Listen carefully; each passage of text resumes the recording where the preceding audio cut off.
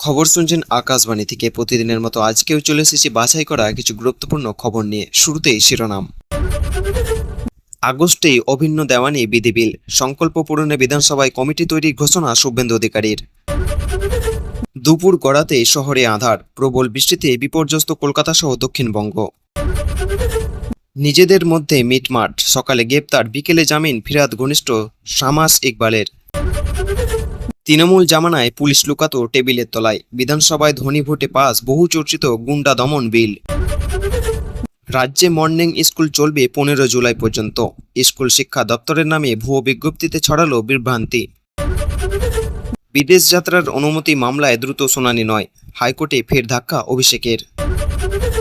তহবিল কার, হাইকোর্টে ফের দ্রুত শুনানির আবেদন কালীঘাট তৃণমূলের, কি জানালো আদালত। রাস্তা থেকে পাল্টি খেয়ে নয়নজলিতে বাস, দীঘা থেকে কলকাতা ফেরার পথে দুর্ঘটনা। খুব বাঁচা বেঁচেছি, মমতা বন্দ্যোপাধ্যায়কে ধন্যবাদ, রচনার সুর বদলের পরে কেন কথা বললেন মনোরঞ্জন।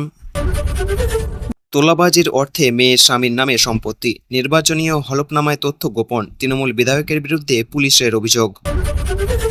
কেউ বলছে আমি তৃণমূল, আরেকজন বলছে ওরা ল্যাম্পপোস্ট, কালীঘাট বনাম ঋতব্রত দ্বন্দ্বের খোঁচা শুভেন্দুর। আইনের অপপ্রয়োগ হবে না, সিএএ অকাপে হিন্দু নির্যাতন গুন্ডাদের হুঁশিয়ারি মুখ্যমন্ত্রীর।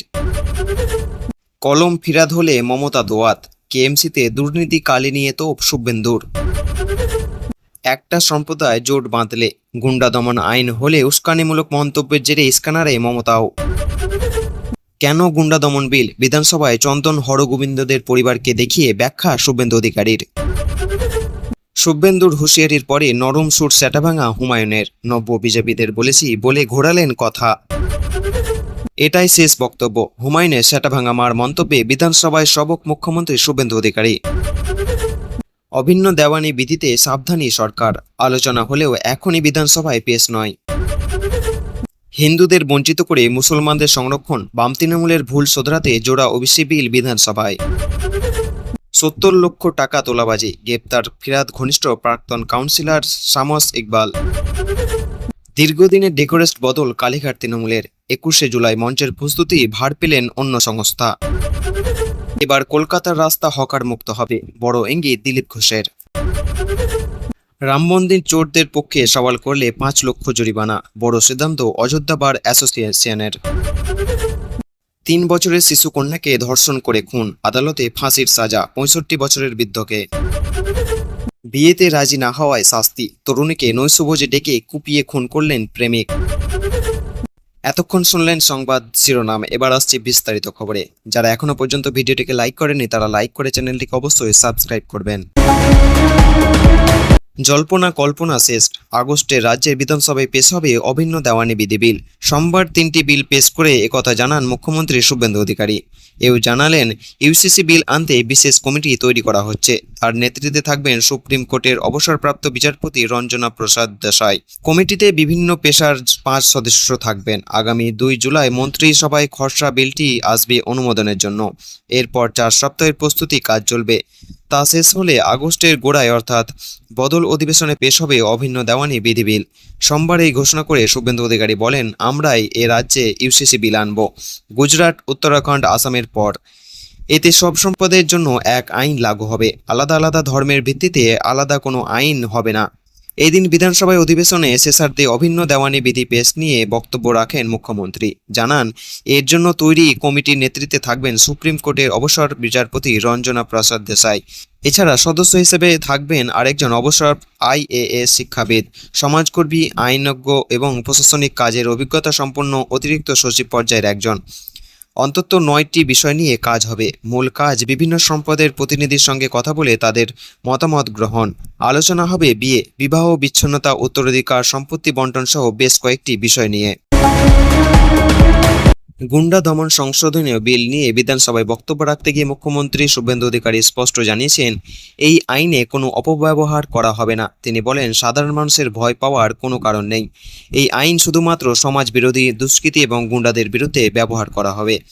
যারা রাজ্যে অশান্তি সৃষ্টি করবে তাদের বিরুদ্ধে কঠোর ব্যবস্থা নেওয়াই এই আইনের মূল উদ্দেশ্য। বক্তৃতার সময় তিনি সিএএ এবং অকাপ আইনকে কেন্দ্র করে অতীতে রাজ্যের বিভিন্ন এলাকায় ঘটে যাওয়া হিংসার ঘটনার উল্লেখ করেন। তার দাবি সেই সময় বহু জায়গায় ভাঙচুর, অগ্নিসংযোগ এবং সাধারণ মানুষের সম্পত্তি ব্যাপক ক্ষতি হয়েছিল। মুখ্যমন্ত্রী বলেন, মুর্শিদাবাদে রেল লাইনের উপরে ফেলার মতো ঘটনাও ঘটেছিল। তার বক্তব্য, রেল তো শুধু কোনো একটি সম্প্রদায়ের জন্য নয়, সব মানুষের জন্যই। এছাড়াও তিনি দাবি করেন, বেলডাঙ্গায় শত শত দোকানে পুড়ে গিয়েছিল। নিমতিতা ও রেজিনগরেও অগ্নিসংযোগের ঘটনাও ঘটেছিল। সাঁতরাগাছিতে বহু বাসে আগুন লাগানো হয়েছিল, যার মধ্যে সরকারি বাসও ছিল। পাশাপাশি জাতীয় সড়ক অবরোধ, বিভিন্ন এলাকায় ভাঙচুর এবং ট্রেন চলাচলে বাধা দেওয়ার মতো ঘটনাগুলি উল্লেখ করেন তিনি। বক্তৃতায় তিনি আরও বলেন, অতীতে যদি সময়মতো কঠোর পদক্ষেপ নেওয়া হতো তাহলে অনেক ঘটনায় এড়ানো সম্ভব ছিল। তার অভিযোগ, দুষ্কৃতীদের বিরুদ্ধে যথাযথ ব্যবস্থা না নেওয়ার কারণে সাধারণ মানুষকে ভোগান্তির শিকার হতে হচ্ছে। শেষে মুখ্যমন্ত্রী স্পষ্ট বার্তা দেন, বর্তমান সরকার কোনোভাবে গুন্ডামি, হিংসা বা সমাজবিরোধী কার্যকলাপ বরদাস্ত করবে না। যারা আইন নিজের হাতে তুলে নেবে, সাধারণ মানুষের নিরাপত্তা বিঘ্নিত করার চেষ্টা করবে, তাদের বিরুদ্ধে দ্রুত ও কঠোর আইনি ব্যবস্থা নেওয়া হবে। তিনি আরও জানান, এই আইন শুধু কাগজে কলমে সীমাবদ্ধ থাকবে না, বাস্তবেও কার্যকর প্রভাবে প্রয়োগ করা হবে। রাম মন্দিরের অনুদান চুরির মামলাকে ঘিরে নতুন করে বিতর্ক তৈরি হয়েছে। এবার বড় সিদ্ধান্ত নিয়েছে অযোধ্যা বার অ্যাসোসিয়েশন। তাদের ঘোষণা, এই মামলায় গ্রেপ্তার হওয়া বা অভিযুক্তদের পক্ষে কোনো আইনজীবী আদালতে দাঁড়াবেন না। যদি কেউ এই সিদ্ধান্ত অমান্য করে অভিযুক্তদের হয়ে মামলায় লড়েন, তাহলে তাকে 5 লক্ষ টাকা জরিমানা করা হবে। বার অ্যাসোসিয়েশন সভাপতি কালিকা প্রসাদ মিশ্র জানিয়েছেন, রাম মন্দির ট্রাস্টের প্রাক্তন প্রধান চম্পত রায়, ট্রাস্টের সদস্য অনিল মিশ্র এবং গোপাল রাওয়ের বিরুদ্ধে আইনি প্রক্রিয়া শুরু করার উদ্যোগ নেওয়া হবে। পাশাপাশি এই পুরো ঘটনা সিবিআই তদন্তের দাবিও জানানো হবে। প্রয়োজনে হাইকোর্ট এবং সুপ্রিম কোর্টে দ্বারস্থ হওয়ার কথাও জানিয়েছেন আইনজীবী সংগঠন। অ্যাসোসিয়েশনের সহসভাপতির অভিযোগ, যাদের গ্রেপ্তার করা হয়েছে তারা মূল অভিযুক্ত নন। তাদের দাবি, প্রকৃত দায়ী আড়াল করা হচ্ছে এবং বড় মাথাদের বিরুদ্ধে এখনও পর্যন্ত কোনো কঠোর ব্যবস্থা নেওয়া হয়নি। এদিকে আইনজীবী সংগঠন আরও হুঁশিয়ারি দিয়েছেন, চুরির ঘটনায় যাদের নাম উঠেছে তাদের আগামী 3 দিনের মধ্যে অযোধ্যা ছেড়ে চলে যেতে হবে। তা না হলে রাম জন্মভূমি এলাকায় বৃহত্তর আন্দোলনের পথে যাওয়ার কথা বলা হয়েছে।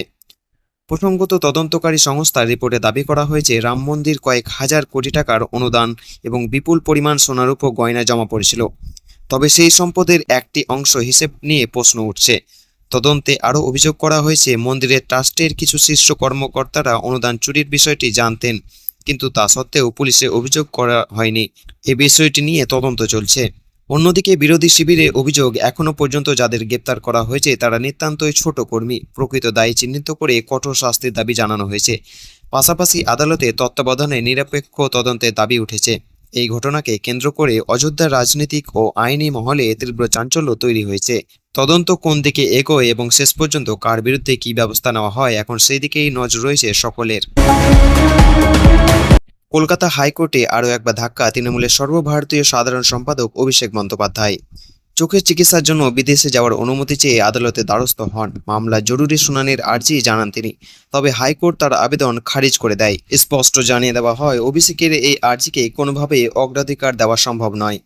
সোমবার কলকাতা হাইকোর্টের বিচারপতি সৌগত ভট্টাচার্যের এজলাসে মামলার শুনানি হয়। অভিষেক বন্দ্যোপাধ্যায়ের আইনজীবী বিষয়টি উল্লেখ করেন, দ্রুত শুনানির আবেদন জানিয়ে আদালতের দৃষ্টি আকর্ষণ করেন। তবে বিচারপতি সাহেব জানিয়ে দেন, দ্রুত শুনানি সম্ভব নয়, নির্দিষ্ট নিয়ম মেনে এগোবে প্রক্রিয়া। এর আগে গত মঙ্গলবার আদালতে একই আর্জি জানান অভিষেকের আইনজীবী। সোমবারও মামলা দ্রুত শুনানি খারিজ হয়ে যায়। 2016 সালের মুর্শিদাবাদ থেকে ফেরার পথে দুর্গাপুর এক্সপ্রেসওয়েতে অভিষেকের কনভয়ে দুর্ঘটনার কবলে পড়ে। চোখে গুরুতর চোট পান তিনি। সেই চিকিৎসা চলছে বিদেশে, সিঙ্গাপুর, আমেরিকায় চিকিৎসা হয়। আপাতত তার চোখ কিছুটা ভালো, তবে নিয়মিত চিকিৎসা করাতে হয়। 2022 সালের সেপ্টেম্বর মাসে আমেরিকার বাল্টিমোরের হাসপাতালে তার অস্ত্রোপচার হয়েছিল।